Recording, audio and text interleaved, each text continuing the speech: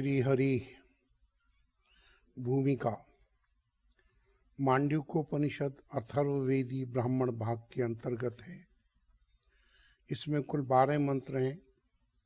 कलेवर की दृष्टि से पहली 10 उपनिषदों में यह सबसे छोटी है, किंतु इसका महत्व किसी से कम नहीं है। भगवान गौड़पादाचार्य ने इस पर कारिकाएं लिखकर इसका महत्व और भी बढ़ा दिया है। कारिका और शांकर भाष्य के साहित्य उपनिषद अद्वैत सिद्धांत रसिकों के लिए परम आदरणीय हो गई है। गौड़पादीय कारिकाओं को अद्वैत सिद्धांत का प्रथम निबंध कहा जा सकता है। इसी ग्रंथ रत्न के आधार पर भगवान शंकराचार्य ने अद्वैत मंदिर की स्थापना की थी। यों तो अद्वैत सिद्धांत अनादि है, किंतु उसे जो सांप्रदायिक मतवाद का रूप प्राप्त हुआ है, उसका प्रधान श्रेय आचार्य प्रवर भगवान शंकर को है और उसका मूल ग्रंथ गौड़पादीय कारिका है। कारिकाकार भगवान गौड़पादाचार्य के जीवन तथा जीवन काल के विषय में विशेष विवरण नहीं दिया जा सकता। बंगला में वेदांत दर्शन इतिहास के लेखक स्वामी प्रज्ञानानंद जी सरस्वती ने उन्हें गौड़देशीय बंगाली बताया है। इस विषय में वहाँ नैष्कर्म सिद्धांत सिद्धिकार भगवान सुरेशाचार्य का यह श्लोक प्रमाण रूप से उद्धृत किया है। एवं गौड़ दामन वैदेन पूज्यर्थ प्रभाषित अज्ञान मात्र उपाधि सन्नामादि द्रगीश्वर। श्री गौड़पादाचार्य भी सन्यासी ही थे। उनके शिष्य गोविंद पादाचार्य थे और गोविंद पादाचार्य के शिष्य भगवान शंकराचार्य थे। शांकर संप्रदाय में जो आचार्य वंदनात्मक मंगलाचरण प्रसिद्ध है, उसमें आरंभ से लेकर पद्मपादाचार्य आदि भगवान श्री शंकर के शिष्योपरंत इस संप्रदाय के आचार्यों की शिष्य परंपरा इस प्रकार बताई गई है। नारायणं पद्म भवम वसिष्ठं शक्ति च तत्पुत्र पाराशरं च व्यासं शुक्रं गौड़पदं महान्तं गोविंद योगीन्द्रम यथास्य शिष्यं श्री शंकराचार्यं यथा यस्य पद्मपादं च हस्तामलकं च शिष्यं तं त्रोटकं वार्तिकार्यं अन्यान् अस्मद्गुरून् संततमानतो अस्मि। इससे विदित होता है कि श्री गौड़पादाचार्य भगवान सुखदेव जी के शिष्य थे। भगवान गौड़पादाचार्य के ग्रंथों में उनकी कारिकाएं जगत प्रसिद्ध हैं। उनका एक ग्रंथ श्री उत्तर गीता का भाष्य भी है, जो वाणी विलास प्रेस श्री रंगम से प्रकाशित हुआ है। उस भाष्य से उनका महान योगी होना सिद्ध होता है। इनके सिवा उनका रचा हुआ एक सांख्य कारिकाओं का भाष्य भी प्रसिद्ध है, परंतु वह उनका रचा है या नहीं, इस विषय में विद्वानों का मतभेद है। अस्तु, हमें तो इस समय उनकी कारिकाओं का ही कुछ विचार करना है। कारिकाओं की रचना बड़ी ही उदात्त और मर्मस्पर्शनीय है। उनकी गणना संसार के सर्वोत्कृष्ट साहित्य में हो सकती है। यह तो ऊपर कहा ही जा चुका है कि वे अद्वैत सिद्धांत की आधारशिलाएं, जिस प्रकार श्रीमद् भगवत गीता के विषय में यह प्रसिद्ध है कि गीता सुगीता कर्तव्या किन्मन्ये शास्त्र विस्तरै, इसी प्रकार अद्वैत बोध के लिए यह दृढ़ता पूर्वक कहा जा सकता है कि एकमात्र इस ग्रंथ रत्न का सावधानता पूर्वक किया हुआ अनुशीलन ही पर्याप्त हो सकता है। इसमें साधन, सिद्धांत, परमत निराकरण और स्वमत स्थापन सभी का शास्त्र सम्मत संयुक्तिक वर्णन किया गया है। यह एक ही ग्रंथ मुमुक्षुओं को परम पद की प्राप्ति करा सकता है। इस ग्रंथ में 4 प्रकरण हैं। उनमें क्रमशः 29, 38, 48 और 100 इस प्रकार कुल 215 कारिकाएं हैं। पहला आगम प्रकरण है। इसमें संपूर्ण मांडूक्योपनिषद और उसकी व्याख्या भूत कारिकाओं के सिवाय जगत उत्पत्ति के अनेकों प्रयोजनों का वर्णन करके उसका खंडन किया गया है। कोई भगवान की इच्छा मात्र को सृष्टि में हेतु मानते हैं, कोई काल से भूतों की उत्पत्ति मानते हैं, कोई भोग के लिए सृष्टि स्वीकार करते हैं, कोई क्रीड़ा के लिए जगत की उत्पत्ति मानते हैं। इन सब पक्षों को अस्वीकार करते हुए भगवान कारिकाकार कहते हैं, दैवशेष स्वभावो अयम आप्त कामस्य का स्पृहा 1:9। अर्थात पूर्ण काम भगवान को सृष्टि का कोई प्रयोजन नहीं है, यह तो उनका स्वभाव ही है। अतः यह जो कुछ प्रपंच है बिना हुआ ही भास रहा है। परमार्थ दर्शियों का इसके प्रति आदर नहीं होता। ओंकार मांडूक्योपनिषद में ओंकार की 3 मात्रा आ, उ, म के द्वारा स्थूल, सूक्ष्म और कारण शरीर के अभिमानी विश्व, तेजस और प्राज्ञ का वर्णन करते हुए उनका समष्टि अभिमानी वैश्वानर,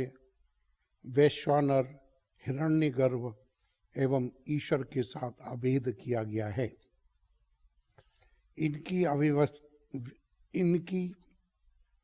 अभिव्यक्ति की अवस्थाएं क्रमशः जागृत, स्वप्न और सुषुप्ति हैं तथा इनके भोग स्थूल, सूक्ष्म और आनंद हैं। जागृत अवस्था में जीव दक्षिण नेत्र में रहता है, स्वप्नावस्था में कंठ में और सुषुप्ति के समय हृदय में रहता है। इसी का नाम प्रपंच है।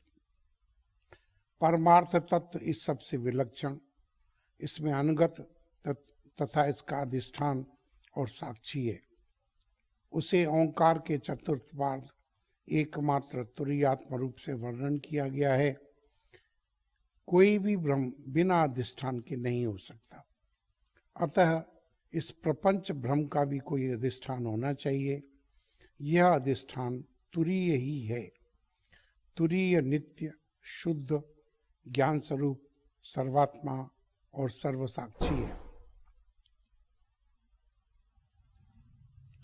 तुरीय, नित्य, शुद्ध, ज्ञान स्वरूप, सर्वात्मा और सर्वसाक्षी है। वह प्रकाश स्वरूप है।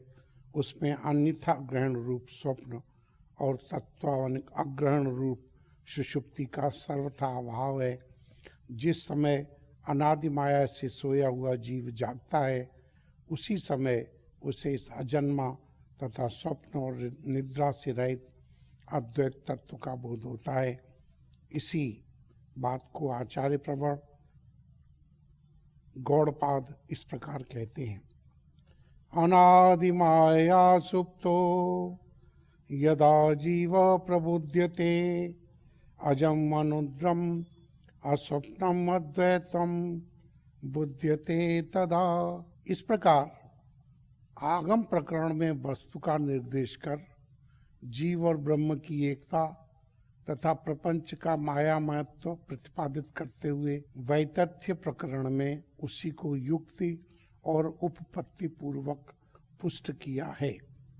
वहाँ सबसे पहले स्वप्न दर्श का मिथ्यात्व प्रतिपादन किया है, क्योंकि स्वप्न की उपलब्धि देह के भीतर किसी नारी विशेष में होती है, जिसमें स्थान अभाव के कारण पर्वत और हाथी आदि का होना सर्वथा असंभव है।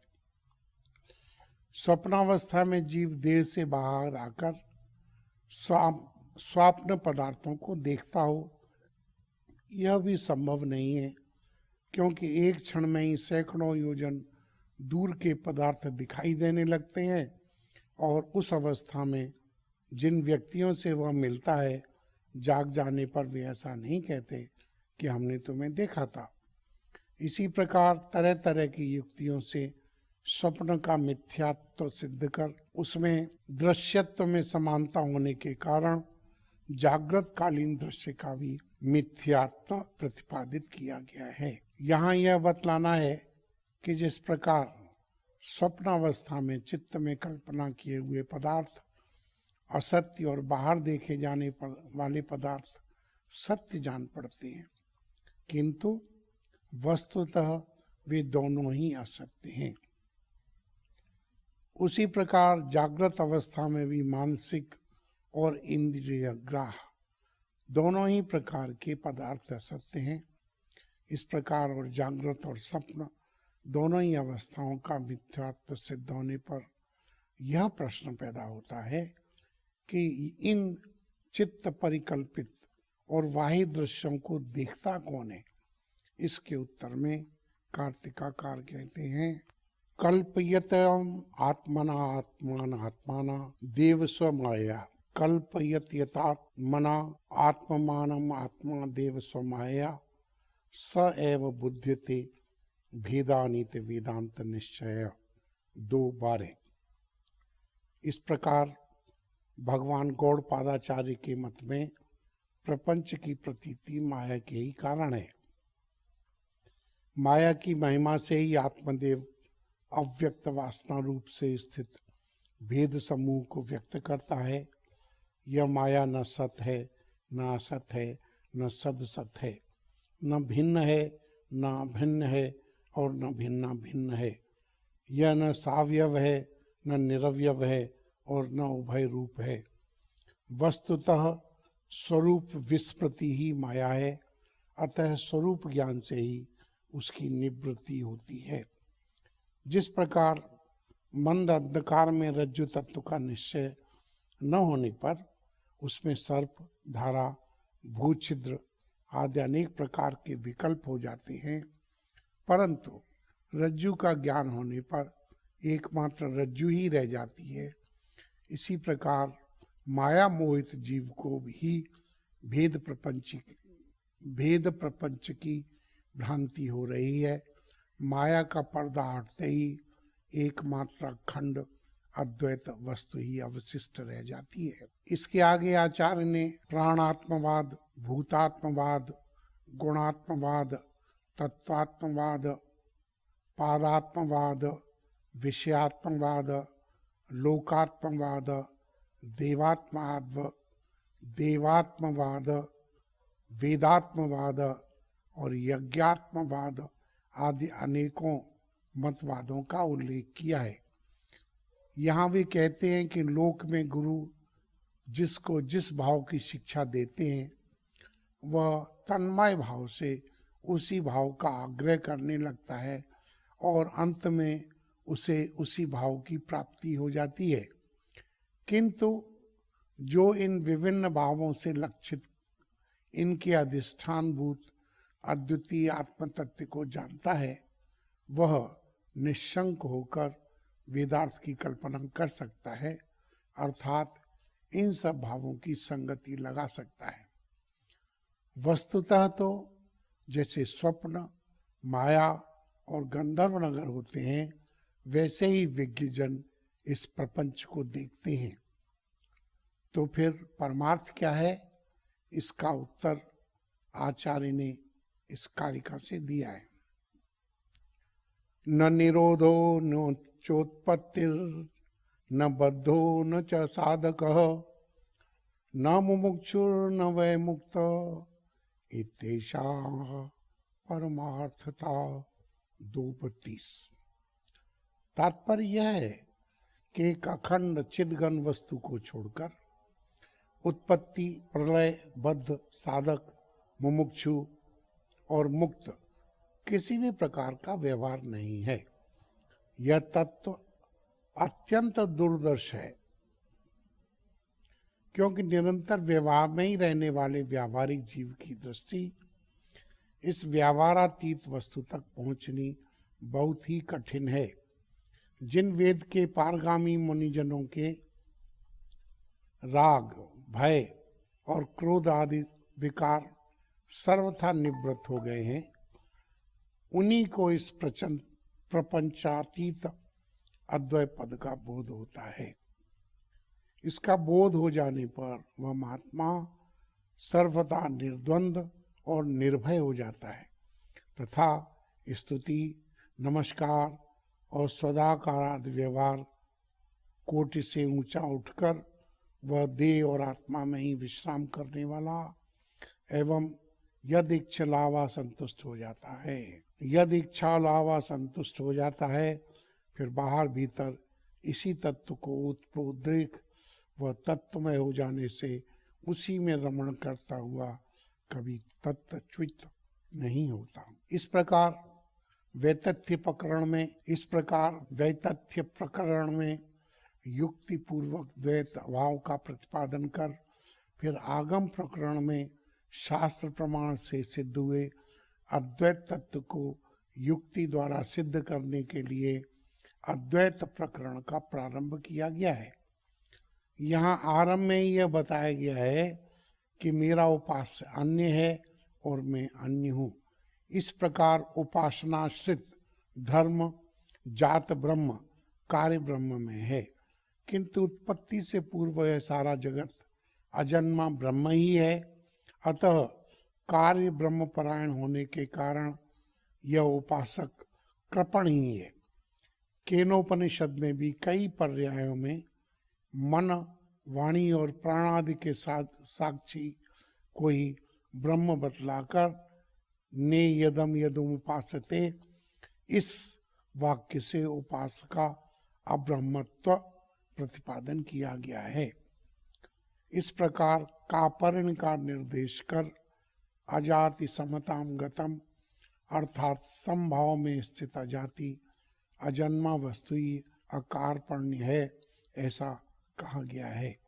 इसके पश्चात घटाकाश आदि के दृष्टांत से औपाधिक भेद का उल्लेख करते हुए आकाश स्थानीय आत्म तत्व की अनुपत्ति और असंगता का प्रतिपादन किया है।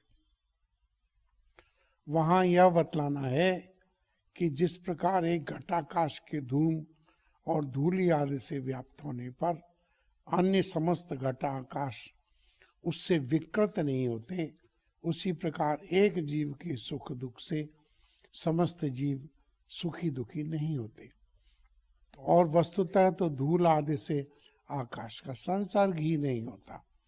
इसी प्रकार आत्मा का भी सुख दुख आदि से कभी संपर्क नहीं होता। जीव के मरण, उत्पत्ति, गमन, आगमन और स्थिति आदि से भी आत्मा में कोई विलक्षणता नहीं होती, क्योंकि सारे संघात स्वप्न के समान आत्मा की माया से ही कल्पित हैं। अतः आत्मा एक अखंड, अजन्मा और निर्लेप है। इसी से एकमेव अद्वितीयम इदम सर्वम यदयम आत्मा तथा द्वितीयाद्वय भयम भवति उदरम अंतरम कुरुते यथ तस्य भयम भवति इत्यादि श्रुतियों से अभेद दृष्टि की प्रशंसा और भेद दृष्टि की निंदा की गई है। छांदोग्योपनिषद में मृतिका घट, अग्नि, विस्फुलिंग, लोनख, निक्रंतादि दृष्टानों से जो सृष्टि का वर्णन किया गया है वह जिज्ञासु की बुद्धि में प्रपंच का ब्रह्म के साथ अभेद बैठाने के लिए है। वस्तुतः प्रपंच भेद सिद्ध करने के लिए नहीं है। अतः सिद्धांत यही है कि जो कुछ भेद है वह व्यवहार दृष्टि से है, परमार्थतः उसकी गंध भी नहीं है। यदि वास्तविक भेद माना जाए तो परमार्थत्व उत्पन्नशील सिद्ध होगा और इस प्रकार परिणामी होने के कारण वह नित्य नहीं हो सकता। इसके सिवाय यदि विचार किया जाए न तो सद्वस्तु का जन्म हो सकता है ना असत का ही, क्योंकि जो है ही नहीं उसका जन्म क्या होगा, और जो शश श्रृंग के समान असत्य है उसकी भी कैसे उत्पत्ति हो सकती है। अतः यह सारा द्वैत मनोदृश्य मात्र है। मन के अमनी भाव को प्राप्त होते ही द्वैत की तनिक भी उपलब्धि नहीं होती।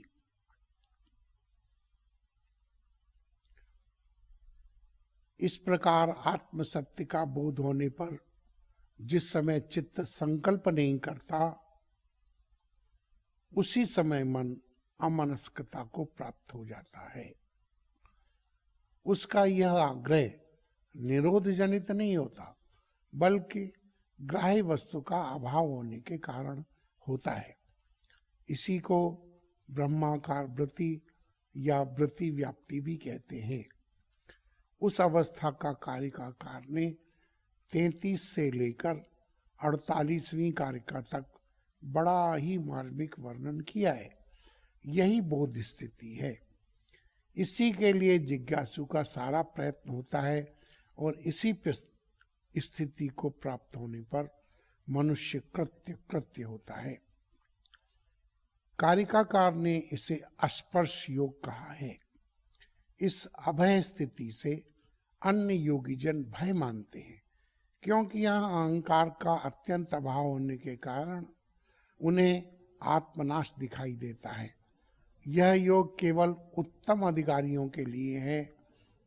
जिनका इसमें प्रवेश नहीं है, उनकी अभय स्थिति, दुख क्षय, बोध और अक्षय शांति मनोनिग्रह के अधीन है। वह मनोनिग्रह भी बड़े धीर वीर का काम है। उसके लिए अत्यंत उत्साह, अनवरत अध्यवसाय और परम धैर्य की आवश्यकता है। उसमें नाना प्रकार के विघ्न आते हैं। भगवान कारिकाकार ने 42 से लेकर 45वीं कारिका तक उन विघ्नों की निवृत्ति के उपाय बताए हैं। उनके अनुसार साधन करते करते जब चित्त निरुद्ध हो जाता है तो बोध का उदय होता है। उस स्थिति का वर्णन आचार्य ने 46 और 47वें में किया है।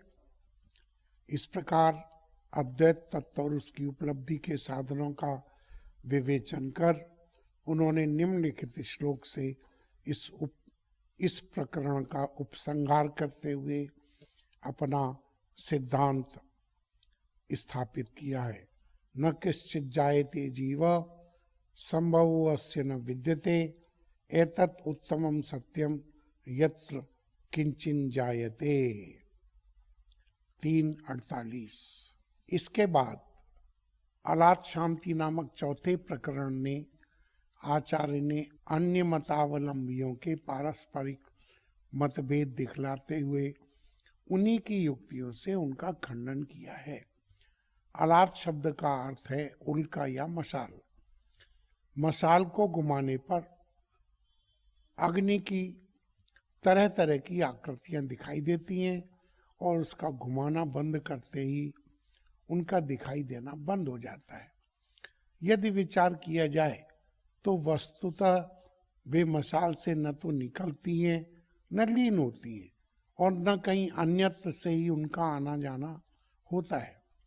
उनकी प्रतीति केवल मशाल के स्पंदन का ही फल है, वस्तुतः उनकी सत्ता नहीं है। इसी प्रकार यह दृश्य प्रपंच केवल मन के स्पंदन के कारण प्रतीत होता है और मन के अमनी भाव को प्राप्त होते ही न जाने कहाँ चला जाता है। किंतु ये प्रपंच की प्रतीति और अप्रतीति दोनों ही भ्रांत जनित है। परमार्थ दृष्टि से न उसकी उत्पत्ति होती है और न लय। इस भ्रांति का आधार परम ब्रह्म है, क्योंकि कोई भी भ्रांति निराधार नहीं हो सकती। अतः रज्जु में सर्प अथवा शुक्ति में रजत के समान पर ब्रह्म में भी इस प्रपंच भ्रम की प्रतीति हो रही है। यही इस प्रकरण का संक्षिप्त तात्पर्य है। इस प्रकरण में आचार्य ने सद्वाद, असद्वाद, बीजांकुर संत विवाद विज्ञानवाद एवं शून्यवाद आदि सभी विपक्षी मतों का खंडन करके अजातवाद की स्थापना की है। वे एक ही कारिका में सारे पक्षों की अनुपपत्ति दिखाते हुए कहते हैं, स्वतो वा परतो वापि न किंचित वस्तु जायते। स्वतो वा परतो वापि न किंचित वस्तु जायते। सद असद सद सद वापि न किंचित वस्तु जायते।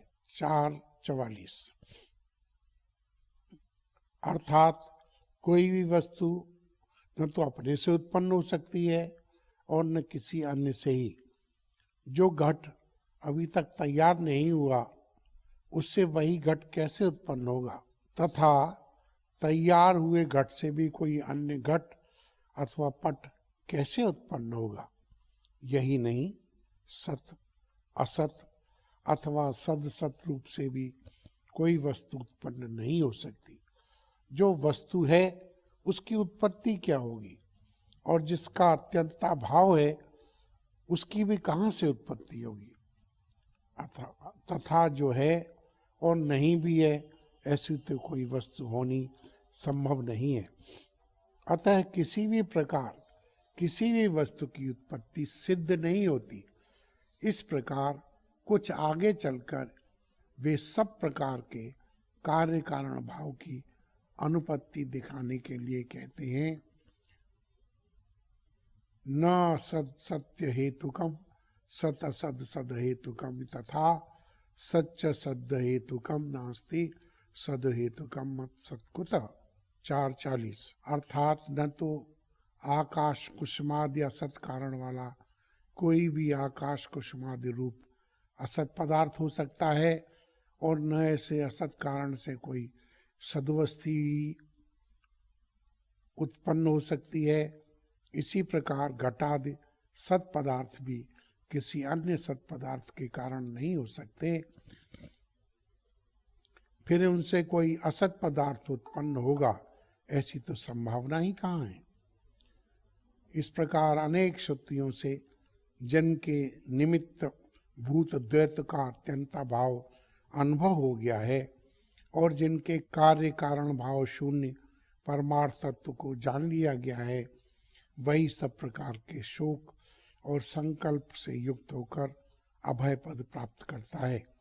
उसकी स्थिति का वर्णन करते हुए आचार्य कहते हैं, निवृत्तिया प्रवृत्तस्य निश्चला ही तदा स्थिति विषय स ही बुद्धानाम तत्साम्यज अजम अद्वयम। 4:80।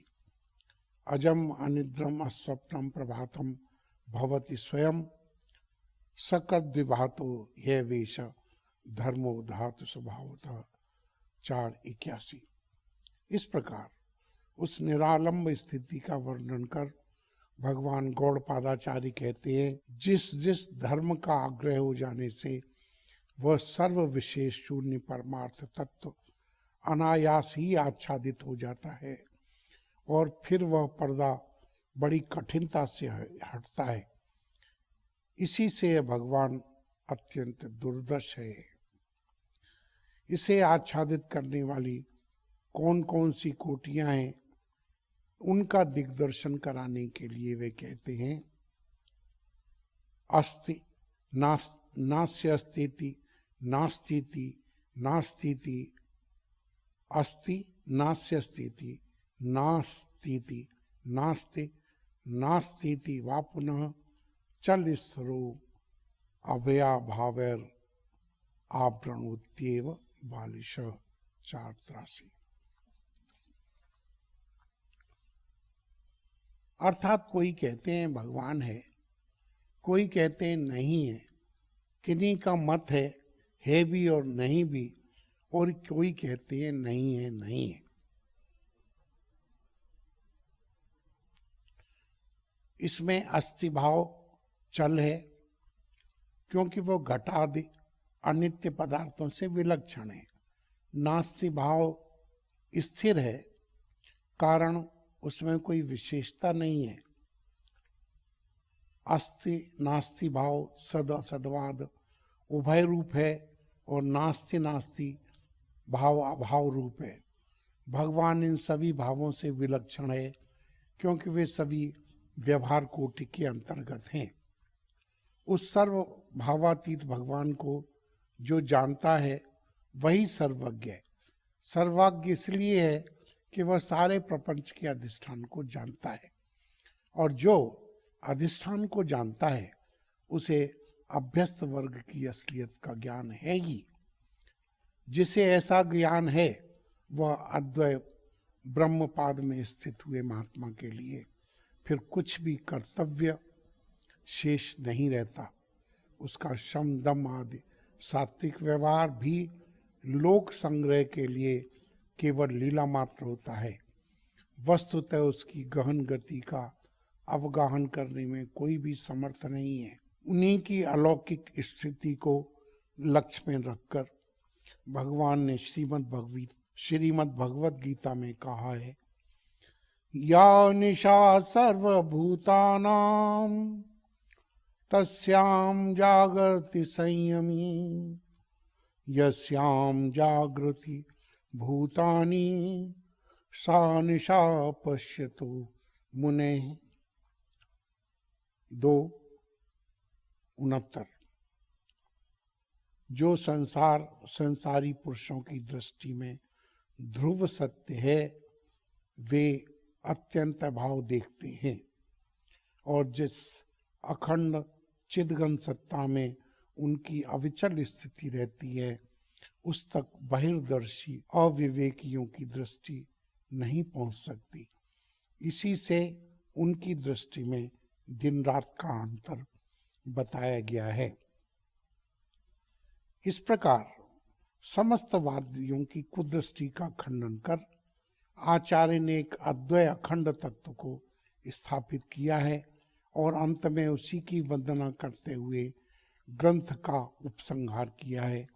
यहाँ वे कहते हैं, दुर्दशम अति गंभीरम अजम साम्यम विशारदम बुद्धवा पद्म नानात्वम नमस्कुर्मो यथावनम। बुद्धवा पदम नानात्वम नमस्कुर्मो यथावनम। इन कारिकाओं के द्वारा भगवान गौड़पादाचार्य ने अजातवाद की स्थापना की है। इस सिद्धांत को ग्रहण करने के लिए बहुत ऊंचे अधिकार की आवश्यकता है। जो सब प्रकार साधन संपन्न हैं वे उच्च अधिकारी से ठीक ठीक हृदयंगम कर सकते हैं। जिनके चित्त कुछ भी विषय प्रविष्ट हैं वे इससे अधिक लाभ न उठा सकेंगे। इतना ही नहीं, उन्हें हानि होने की भी संभावना है। यह तत्व अत्यंत दुर्बोध है, ऐसा तो स्वयं आचार्य चरण ने ही कह दिया है, दुर्दशम अति गंभीरम। किंतु जिस महाभाग महापुरुष की दृष्टि इस परम तत्व तक पहुंच जाती है उसके लिए फिर कुछ भी कर्तव्य शेष नहीं रहता। वह स्वयं जीवन मुक्त हो जाता है और दूसरे अधिकारी पुरुषों को भी भव बंधन से मुक्त कर देता है। वह महामुनि सबका वंदनीय है, सबका गुरु है और सबका परम सुहृदय है। भगवान हमें ऐसे महापुरुषों के चरण कमलों का आश्रय देकर हमारे संसार ताप संतप्त अंतःकरण को शांति प्रदान करें। ओम